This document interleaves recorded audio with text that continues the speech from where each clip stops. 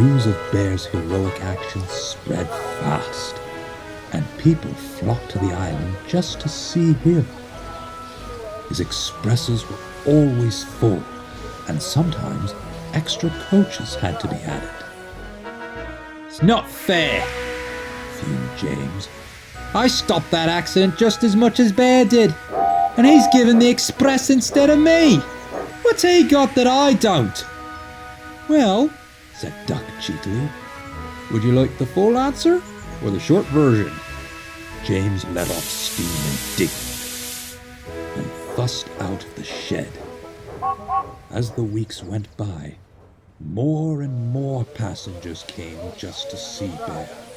He admittedly found it all a bit overwhelming. It's not that I don't appreciate the attention, he would tell the others, but there's only so much I can handle. Never mind, said Henry. I'm sure it'll all die down soon. But one day, Bear arrived at the station to find an extra long rake of coaches waiting for him. Goodness, he gasped. I'll never manage that alone. The Fat Controller agreed and left to look for help. Oh, thank you, sir. You won't be disappointed, I promise. Just get to the station, James. But James's confidence quickly waned when he saw just how many passengers were waiting at the platform. We'll need a shoehorn to get them all in, exclaimed his driver. Indeed, it took a lot of work, but at last the guard managed to fit everyone inside the coaches. Get a move on! Get a move on! puffed James. We're doing it! We're doing it! replied Bear, his engine growling louder than usual. The two engines were making excellent time as they approached Edward's station. They knew the hill lay just ahead and were worried of sticking. Let's charge it, said Bear, and together the two engines began to accelerate. They were halfway up when suddenly Bear's engine faltered, spluttered, and stopped. What's happened? He coughed, the train now at a standstill. Your engines give it out, sighed his driver. No wonder, after how heavy your expresses have been lately.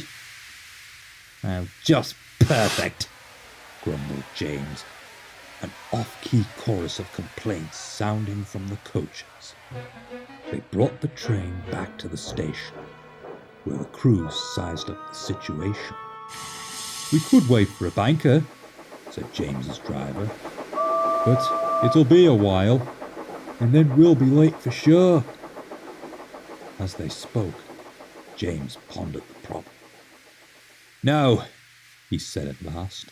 We mustn't keep the passengers waiting. I'll handle the train myself. I may stick, but I've got to at least try. His crew was reluctant, but hesitantly agreed. I just hope you know what you're doing, said the fireman. So do I, said James, but only to himself. The fireman built up a good head of steam, and with his boiler full of determination, James slowly got the train underway. You're doing well, called Bear. I mustn't stick! I mustn't stick! puffed James, feeling the weight of the coaches as he began his trek up the hill. His face turned as red as his paint, and sparks shot from his funnel, but he didn't give up. Keep going, encouraged Bear. Nearly there. Poor James had no spare steam to reply. At last, with one final effort, James crested the hill, the train following behind. You've done it!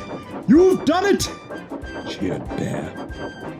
At the workstation, the passengers flooded out of the coaches and gave James 3 cheers.